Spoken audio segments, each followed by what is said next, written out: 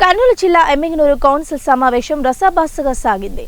సమావేశం municipal chairman Raghu అధ్యక్షతన ప్రారంభమైన వెంటనే గత నెల జరిగిన కౌన్సిల్ సమావేశంలో చైర్మన్ రఘును టీడీపీ కౌన్సిలర్లు దూషించారని, మరోపక్క అదే సమావేశంలో వైసీపీ నుండి టీడీపీలో చేరిన మహిళా కౌన్సిలర్ను వైసీపీ కౌన్సిలర్ దూషించారని, ఇరువురు ఒకరికి ఒకరు క్షమాపణ చెప్పాలంటూ సమావేశంలో టీడీపీ వైసీపీ కౌన్సిలర్లు ఆందోళనకు దిగారు.